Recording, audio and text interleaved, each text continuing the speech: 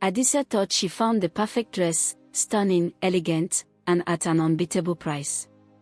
But what she didn't know was that the fabric carried more than just beauty, it carried a restless spirit. From whispers in the night to eerie shadows creeping closer, this terrifying tale unravels the haunting truth behind Naomi's business, a trade built on the clothes of the dead. As Adisa's nightmare unfolds, she realizes that some things are not meant to be worn again.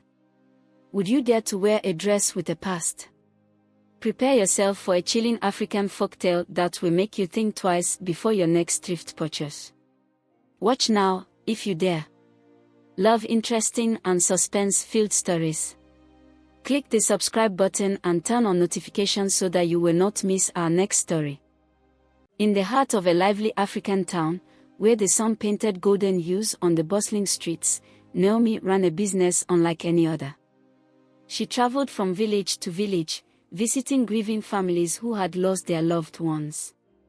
With a calm voice and a gentle smile, she offered them money in exchange for clothes that once belonged to the deceased. Many families, still mourning their loss, hesitated at first, but Naomi convinced them it was better for the clothes to be used again than to be left to gather dust. Some agreed because they needed the money, while others simply wanted to rid themselves of painful reminders. Naomi collected the finest garments, hardly worn, still rich in fabric and color, and packed them carefully before taking them far away to another town where no one knew their origin. In this distant marketplace, Naomi's shop stood out with its vibrant display of clothes. Shelves were lined with brightly patterned wrappers, elegant dresses, and neatly pressed suits. The townspeople flocked to her store, marveling at the quality of the fabrics and the affordability of the prices. They never questioned where she got such fine clothing at such low cost. To them, Naomi was a blessing, a woman who brought fashion within their reach. Her honesty in pricing and her warm personality made her well loved in the marketplace. Traders greeted her with respect, customers returned frequently, and word of her shop's unbeatable prices spread far and wide. Even when people wondered how she managed to sell such beautiful clothes so cheaply, they quickly dismissed their curiosity, satisfied with their purchases. To Naomi, her business was not just about profit, it was a service. She believed she was doing good for both the grieving families and her customers. The families received money during difficult times, and her customers gained quality clothes at prices they could afford. It felt like a fair exchange, a cycle of giving and receiving that benefited all. She never saw it as something strange or unsettling. As long as the clothes were washed, neatly pressed, and displayed beautifully, they were no different from any other second-hand garments. She reassured herself that she was not harming anyone, and over time, her business flourished. However, Naomi never considered one important question: what if the spirits of the deceased were not ready to part with their clothes? On a bright morning, as the sun cast long golden rays over the bustling marketplace, a woman named Adisa made her way through the crowd. She had an important mission: to find the perfect dress for her sister's wedding. She wandered from one shop to another, searching for something elegant yet affordable. Finally, she arrived at Naomi's store, where rows of colorful dresses fluttered gently in the breeze. As her eyes scanned the collection, they landed on a striking blue dress with golden embroidery. The fabric shimmered under the sunlight, and the delicate patterns wove tales of beauty and grace. It was exactly what she had been looking for. Excited, she picked it up, admiring its fine quality. Naomi, as always, greeted her warmly and assured her that the dress was special, imported from a faraway place.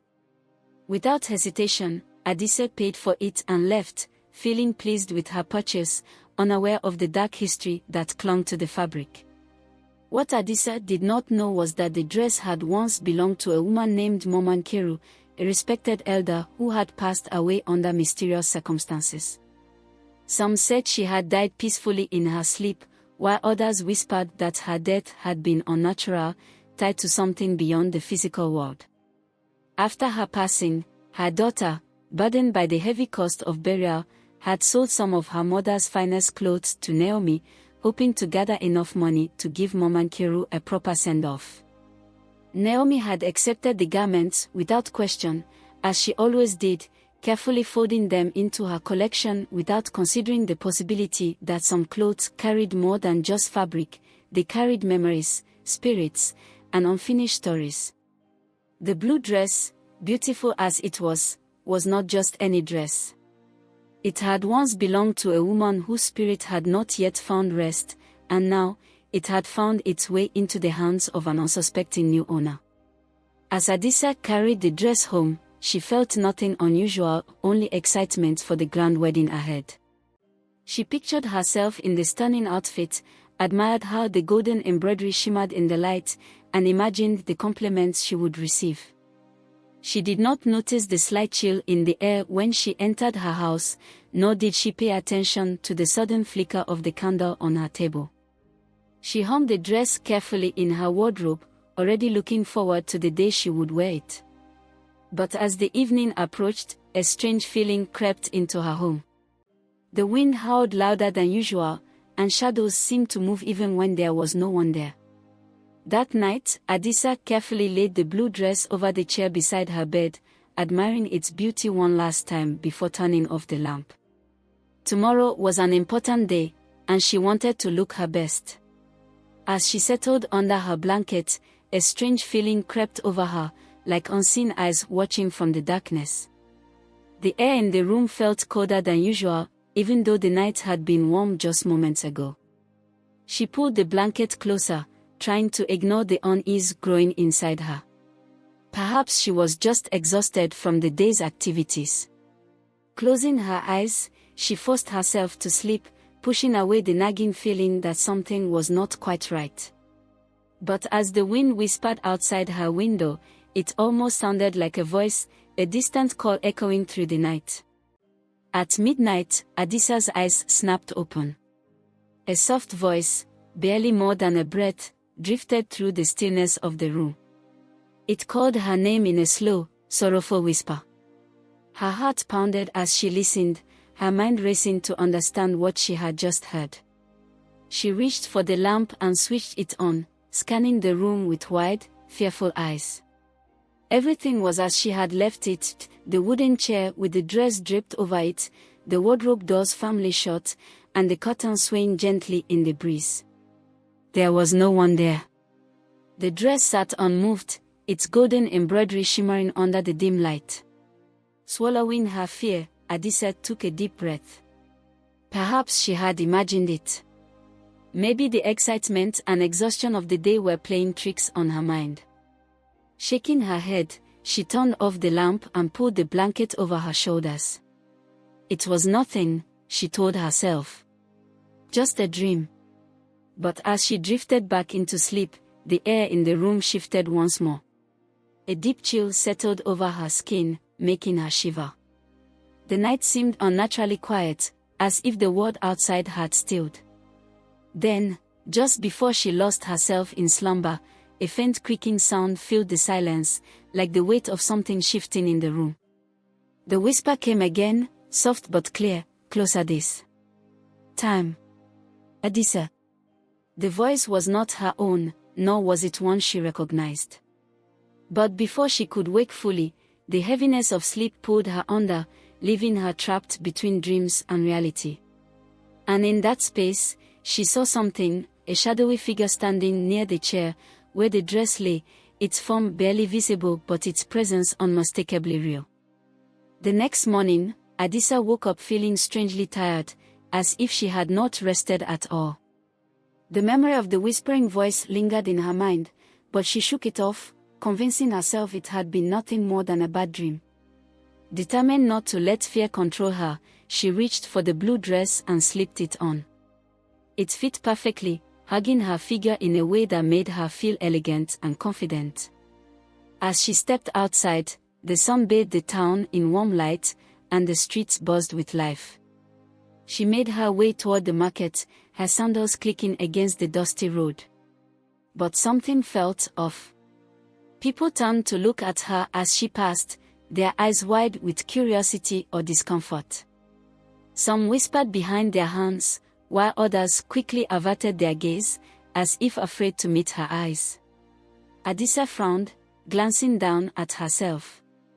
The dress was beautiful, just as it had been in Naomi's shop. So why were people acting so strangely? Ignoring the growing unease in her chest, she pushed forward, focusing on her errands. She entered a small shop to buy spices, but the moment she stepped inside, the shopkeeper froze. The woman's eyes widened in shock, and she took a step back, her hands trembling. "That dress," she gasped, pointing at Adisa. "It belonged to Mom and Kiru. But she has been dead for months." The words sent a cold shiver down Adisa's spine. The air in the shop suddenly felt thick, heavy, suffocating. Her heartbeat pounded in her ears as she struggled to process what she had just heard. Mom and Kiru. The name sounded familiar. She had heard it before, perhaps in passing conversations. But how could this dress have belonged to a dead woman? It had been neatly displayed in Naomi's shop, sold just like any other garment.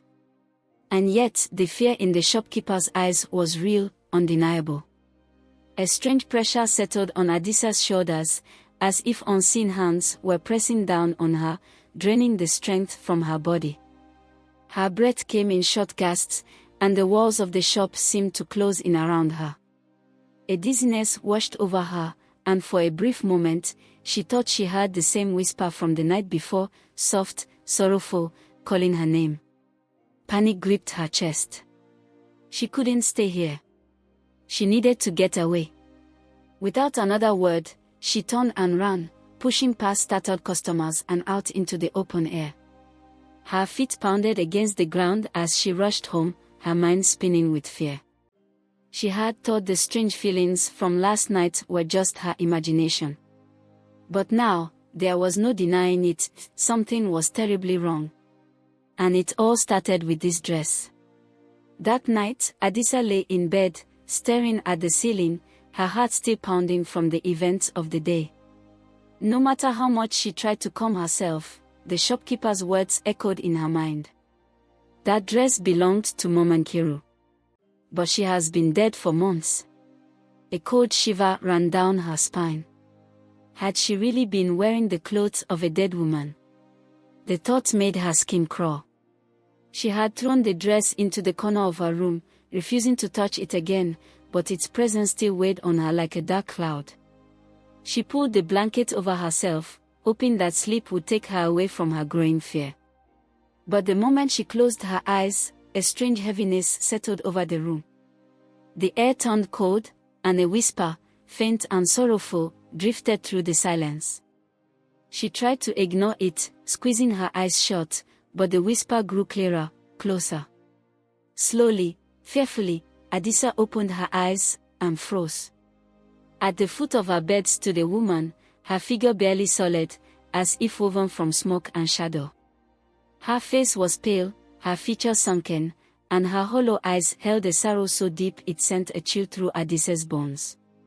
The woman's lips parted, and in a voice that was both soft and haunting, she whispered, "Give me back my dress." Adisa's breath caught in her throat. Her body refused to move, as if unseen hands held her down. A scream built in her chest, but it was trapped, locked behind lips that refused to open. The ghostly figure took a step closer, her sorrowful eyes locked onto Adisa's own. Then, in an instant, she faded, vanishing like mist swept away by the wind. The moment the shadow disappeared, Adisa bolted upright, gasping for air. Her hands trembled as she gripped the edge of her blanket. Had she imagined it? Was it just a nightmare? But the coldness in the room, the lingering scent of something old and forgotten, told her otherwise. This was real. The dress was cursed. She should have never bought it. She should have never worn it. Adisa's skin prickled as she looked toward the darkened corner where she had thrown the dress. Even in the shadows, the golden embroidery seemed to glisten, as if the fabric was alive. She had to get rid of it. She had to return it before it was too late. But deep in her heart, she knew the haunting had only just begun. As the first light of dawn painted the sky in shades of gold and pink, Adisa wasted no time. She had barely slept, haunted by the vision of the sorrowful woman whispering in the night. Her body felt weak, her mind clouded with fear, but she knew there was only one person who could help her, her grandmother. Wrapping a shawl around herself, she hurried through the narrow paths of the village, ignoring the curious glances of early risers. Her grandmother was a respected elder, known not only for her wisdom but also for her deep understanding of the spirit world. If anyone could tell her what to do, it was her. By the time she reached the old woman's hut, she was breathless, her hands shaking as she knocked on the wooden door. Moments later, the door creaked open, and there stood her grandmother, her wise old eyes instantly reading the distress on Adisa's face. Without a word, she ushered her inside, already sensing the trouble that had followed her granddaughter. Adisa wasted no time explaining everything: the dress, the whispers, the ghostly figure that had visited her in the dead of night. Her grandmother listened carefully, nodding as Adisa spoke, her fingers tracing invisible patterns on the wooden table before her. When Adisa finished, the old woman let out a deep sigh. "My child," she said in a voice both gentle and firm, "you have taken what is not yours." The dead hold strong ties to their belongings, especially when they pass unexpectedly. Some spirits do not rest easily, and if their possessions fall into the wrong hands, they will seek them out. She leaned in, her gaze serious. "The woman who came to you, she is not at peace. That dress was a part of her, and by wearing it, you have invited her into your life. The only way to free yourself is to return it." Her voice carried a weight of certainty, a finality that made Adisa's stomach churn with fear. She did not hesitate. She would not spend another night trapped in terror. Adisa took the dress from where she had placed it, carefully wrapping it in cloth so she would not have to touch it directly. Even through the fabric, it felt heavier than before, as if something unseen clung to it. Her grandmother whispered a quiet prayer, sprinkling water around her as a blessing before sending her on her way. "Do not delay, my child," she warned. "Spirits grow restless with time." With those words echoing in her mind, Adisa clutched the bundle tightly and set off toward Naomi's shop. The streets were already filling with people, but she saw none of them. Her heart pounded in her chest as she walked, her legs feeling as if they carried not just her weight, but the weight of something unseen. She didn't care what Naomi would say. She didn't care if people thought she was mad. All she knew was that she needed to rid herself of this cursed dress, before it was too late. As Adisa stepped into Naomi's shop, her breath came in short, ragged gasps. The once busy marketplace now felt distant, its usual noise drowned out by the pounding of her heart. Her fingers gripped the cloth-wrapped dress tightly, as though letting it go would allow whatever haunted it to take hold of her once more. Naomi, who had been arranging new clothes on a wooden rack, turned at the sound of Adisa's hurried footsteps. The moment she saw the young woman's pale face and trembling hands, her expression shifted from warmth to concern. "Adisa, what is wrong?" she asked, stepping forward. Adisa opened her mouth, but at first, no words came. The weight of her fear pressed against her chest like an iron hand. Then, in a broken voice, she explained everything: the whispers in the night, the chilling presence at the foot of her bed, the shopkeeper's horrified reaction, and, most terrifying of all, the shadowy figure that had spoken to her. As she spoke, Naomi's face grew pale, her eyes widening with each detail. When Adisa finished, Naomi let out a sharp breath and clutched the edge of her counter for support. "I should have known," she murmured, shaking her head. Not all spirits let go easily. Her mind raced as she recalled the countless garments she had bought over the years, never once questioning whether the dead were at peace before passing on their belongings. She had believed she was helping, giving grieving families a way to move on and providing others with affordable clothing. But now, faced with the horrifying reality of Adisa's experience, she realized the truth: some spirits were not meant to be disturbed. Naomi slowly reached for the bundle in Adisa's hands, hesitant at first. Even without unwrapping the dress, she could feel its weight, a presence heavier than fabric alone. She had been in this business for years, but never had she encountered anything like this. Taking a deep breath, she made a decision that would change her trade forever. With firm hands, Naomi took the cursed dress and walked to the back of her shop. She unlocked a wooden chest, one she rarely used, and placed the bundle inside, sealing it away from the rest of her merchandise. "I will not sell this or any other garment without proper cleansing," she said, her voice steady despite the unease creeping through her. She turned to Adisa, her expression filled with regret. "I never meant to bring harm to anyone. I thought I was helping people, but I see now that some things must be handled with care." She would no longer treat these clothes as ordinary items. She would learn the proper rituals, seek the wisdom of elders, and ensure that no other customer experienced what Adisa had endured. As she locked the chest, a heavy silence settled over the room, as if even the unseen forces had acknowledged her choice. The dress was no longer Adisa's burden, but Naomi knew this was not the end. It was only the beginning of a lesson she would never forget. Naomi knew she could not handle this alone. The weight of what had happened sat heavily on her chest, and she feared what might come next if she did nothing. So, she sought out the village elders, respected men and women who understood the unseen world far better than she did. They listened to her story with solemn faces, nodding as she described the cursed dress and the restless spirit of Momankiru. One of the elders, a woman with deep wrinkles and wise eyes, placed a comforting hand on Naomi's shoulder. "You have disturbed the spirit world," she said, "but there is still time to make things right." That evening, the elders gathered in the center of the village, near a sacred tree where rituals had been performed for generations. They set up a small fire, burning sacred herbs and incense to cleanse the air. The scent of burning leaves mixed with the night breeze as they began their chants, low, rhythmic voices calling upon the spirits to bring peace. Naomi stood among them, hands clasped tightly, her heart pounding with hope and fear. The elders took the dress, carefully unwrapping it from the cloth that had shielded it. Even now, the golden embroidery seemed to shimmer under the moonlight, as if the spirit of Momankiru still lingered. One of the elders sprinkled purified water over the garment, while another waved a smoking bundle of herbs around it, murmuring words in an ancient tongue. "Momankiru," they called gently, "your time on this earth has ended. You must leave behind what was once yours and find peace in the spirit world." The air felt heavy, charged with energy, and Naomi could almost swear she heard a faint sigh carried by the wind. The elders continued their prayers, calling upon the ancestors to guide Momankiru to her rightful place.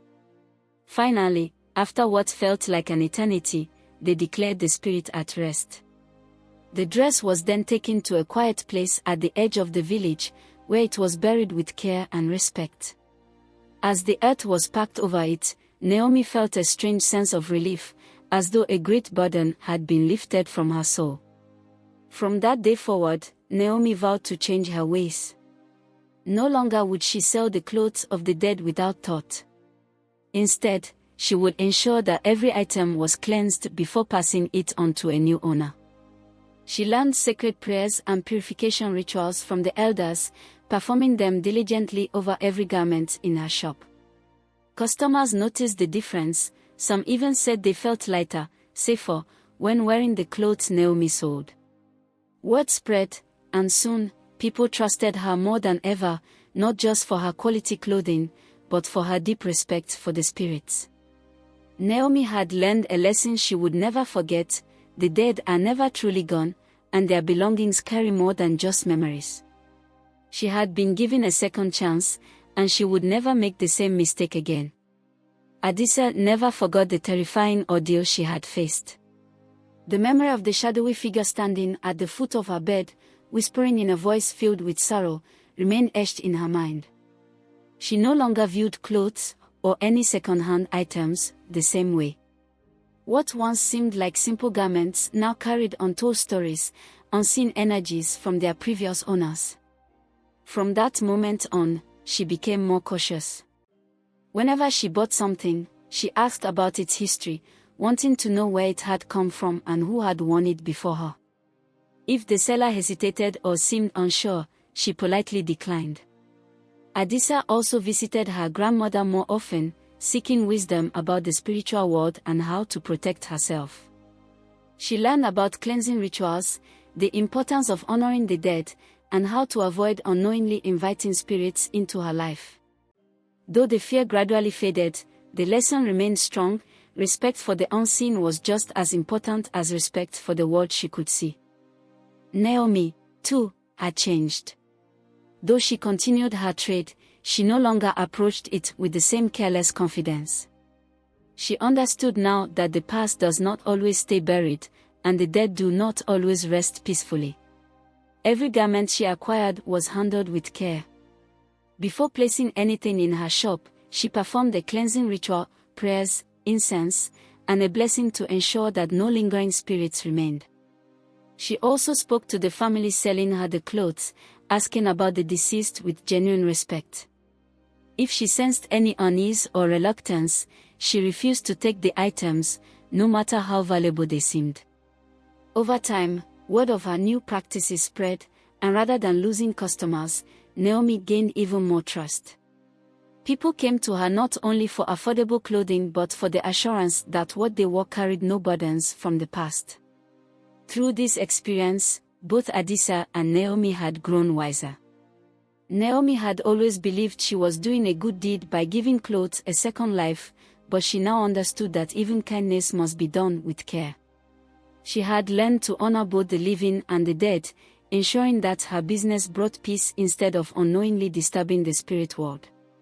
Adisa, on the other hand, carried her lesson beyond just clothing. She had seen firsthand how objects could hold energy from their past, and she became mindful of everything she allowed into her life. The two women never spoke much about that eerie encounter again, but in their hearts, they knew it had changed them forever. And so, with caution and respect, they moved forward, ensuring that the mistakes of the past would never be repeated. This story teaches us the importance of respect. In many African cultures, it is believed that the dead do not always leave the world completely. They still watch over their belongings, their homes, and their loved ones. We must be careful about what we take and how we use it. Not everything is meant to be owned by someone else. Some things are meant to rest with the souls they belong to. In the end, Naomi learned a valuable lesson. Business is not just about profit, it is also about understanding and honoring traditions. And Adisa? She learned that not every bargain is worth the price. Thanks for watching. Do not miss our next suspense-filled story. Click the subscribe button and turn on notification to get updates when we upload our next story.